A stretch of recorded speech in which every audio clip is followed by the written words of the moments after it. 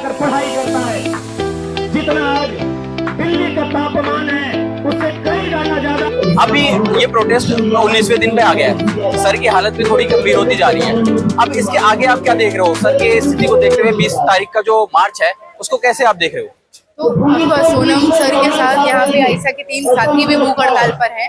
आगे 7-8 और स्टूडेंट्स हैं जो देश भर से इस कॉल के सॉलिडारिटी में भूख हड़ताल पे हैं। और आज इस भूख हड़ताल का 19वां दिन है और लगातार ब्लड शुगर लेवल लोगों का गिरता जा रहा है, ब्लड प्रेशर फ्लक्चुएट कर रहा है शरीर में, क्योंकि अब ग्लूकोज भी टूट के जो एनर्जी बनती थी वो पड़ाव भी खत्म हो गया है। तो लिटरली शरीर खुद को खुद कंज्यूम कर रहा है, मांसपेशियों को कंज्यूम कर रहा है, फैट को कंज्यूम कर रहा है।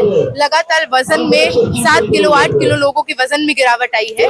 ऐसी हालत में ऐसे एक बड़ा तबका सिविल सोसाइटी का, प्रोफेसर्स हो, स्कॉलर्स हो, मेंबर ऑफ पार्लियामेंट हो, वो लगातार सोनम सर और बाकी तमाम हंगर स्ट्राइकर से अपील कर रहे हैं भूख हड़ताल तोड़ने के लिए। लेकिन ये भूख हड़ताल का भी एक जरिया इसलिए इस्तेमाल किया गया क्योंकि इस देश में पिछले 12 सालों से सत्ता में काबिज सरकार को अपने सत्ता में होने का इस कदर घमंड है कि सालाना 13,000 लोगों की संस्थागत हत्या करने के बाद भी, 10 सालों में 89 पेपर लीक करने के बाद भी किसी भी तरह का कॉग्निजेंस नहीं है, जवाबदेही नहीं है। तो हम लोग लगातार मिनिस्ट्री ऑफ एजुकेशन गए, धर्मेंद्र प्रधान को ज्ञापन सौंपे, प्रोटेस्ट किए। भूख हड़ताल किसी भी न्याय संगीत देश में एक आखिरी पड़ाव होता है जब सत्ता में बैठे लोग आपको सुनने से नामंजूर करते हैं। हम लोग भूख हड़ताल कर रहे हैं और भूख हड़ताल एक माध्यम है। शासक वर्ग में संवेदनशीलता की उम्मीद नहीं है हमें, पर उस जनता से संवेदनशीलता की उम्मीद है जिस जनता को बरगला कर नफरती राजनीति का प्रोपेगेंडा साध कर भाजपा ने अपने पक्ष में लिया। आज वो तमाम लोग जो पिछले 2 साइकिल से बीजेपी को वोट देते थे, माफी मांगते हुए यहाँ पे आ रहे हैं और उन्होंने कहा कि क्योंकि वो देख रहे हैं कि उनके आने वाले बच्चों के भविष्य को नीलाम कर रही है सरकार, तो वो भाजपा के षड्यंत्र को समझते हैं। आंदोलन की एक तरह की जीत तो हम इसी में देखते हैं कि वो लोग जिनको आपने हर तरह से बरगला कर अपना प्रोपेगेंडा साधने की कोशिश की, नफरती, जातिवादी, महिला विरोधी राजनीति उनके अंदर बोने की कोशिश की, आज वो आपकी राजनीति को नामंजूर करते हैं। दूसरी चीज, हर आंदोलन में एस्केलेशंस की जरूरत होती है। तो हम लोग तमाम विपक्षी पार्टियों से ये अपील कर रहे हैं, क्योंकि संसद में बैठे लोग वो लोग हैं जो जनता ने जिनको चुन के भेजा है। अगर उसमें एक पार्टी निरंकुश होती है तो बाकी और पार्टियों का ये फर्ज है कि लोकतंत्र को जिंदा रखें, लोगों की आवाज को जिंदा रखें। तो इसलिए हम एमपी से अपील करते हैं और कई एमपीज आके ये सॉलिडारिटी एक्सटेंड भी कर चुके हैं कि 20 तारीख को वो लोग हमारे साथ मार्च करेंगे। तो पार्लियामेंट का मार्च हमारी तरफ से हमारी हिस्से की लड़ाई का अगला पड़ाव है और न्याय मिलेगा कि नहीं ये वो प्रधानमंत्री बताएं जो बाहर जाकर ये बात कहते हैं कि उस देश का प्रधानमंत्री हूँ जिसके डीएनए में डेमोक्रेसी है, उस देश का प्रधानमंत्री हूँ जहाँ पे सबसे बड़ी युवा की आबादी रहती है। तो आज दुनिया ये बात जान ले कि उसी देश के युवा जंतर मंतर की सड़कों को बिस्तर बनाकर सोने के लिए मजबूर है। तो यहाँ पर न्याय मिलेगा कि नहीं पूरी दुनिया देखेगी। आज लोकतंत्र का लिटमस टेस्ट होने जा रहा है।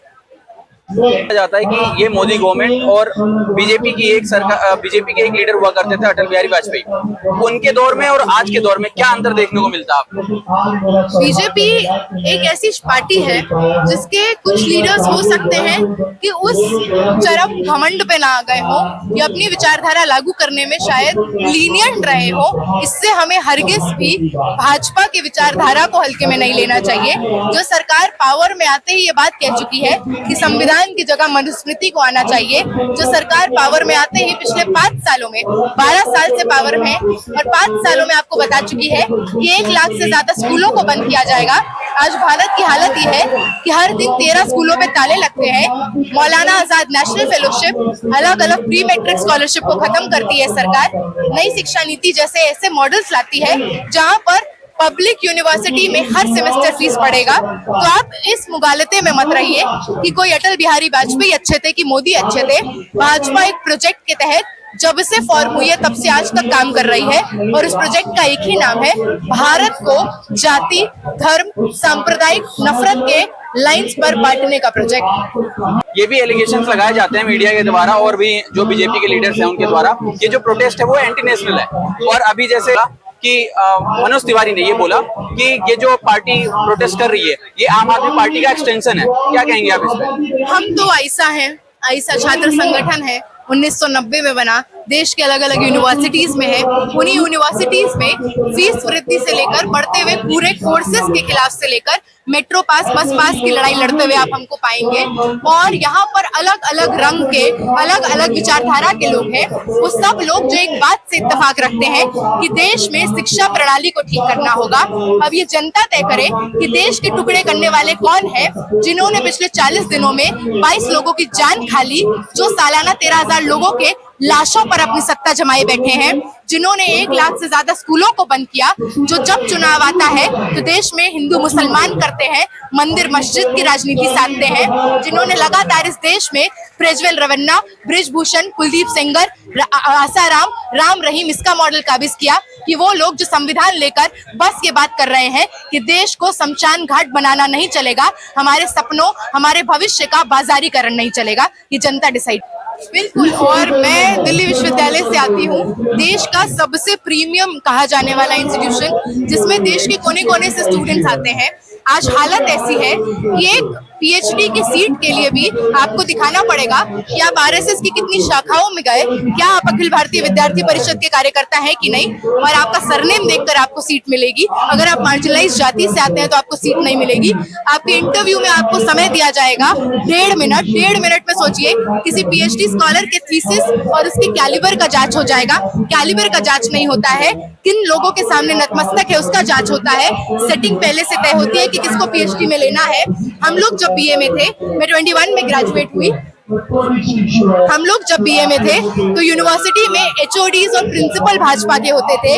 आज एक एक टीचर जो रिक्रूट हो रहा है वो भाजपा का है। और ये समझिए कि चाहे वो जेएनयू हो, जामिया हो, अलीगढ़ मुस्लिम यूनिवर्सिटी हो, इलाहाबाद हो, लखनऊ यूनिवर्सिटी हो, ऐसे अलग अलग यूनिवर्सिटीज में जिन्होंने इस मॉडल को कायम रखा कि आपके जेब में कितना पैसा है ये डिटरमाइन नहीं करेगा। किसी भी जाति, किसी भी धर्म, किसी भी लिंग से आ रहे लोगों को बराबरी से सस्ती अच्छी शिक्षा मिलेगी।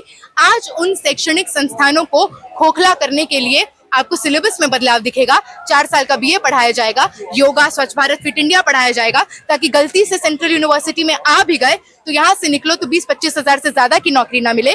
सालाना फीस वृद्धि की जाएगी कि गलती से ऑटो चालक, रिक्शा चालक, किसान परिवार से बच्चा आ गया तो तुरंत उसको बेदखल कर दिया जाए। उसके बाद भी अगर टिक जाते हो तो क्लासरूम में गैर साइंटिफिक, इलॉजिकल इस तरह के लोग डिप्लॉय किए जाएंगे जो आपको साइंटिफिक टेम्परामेंट की धज्जियां उड़ाएंगे, जो आपको तर्क करना नहीं सिखाएंगे, आपको मानसिक गुलामी की तरफ ढकेलेंगे। ठीक है, तो नेहा को एक बुक गिफ्ट की है ना, आप उसके बारे में बताओ, क्या मतलब पर्पस क्या था आपका? क्या है कि मेरे जन्मदिन पे मेरा एक रिचुअल होता है कि मैं हमेशा उस दिन एक किताब जरूर खरीदता हूँ।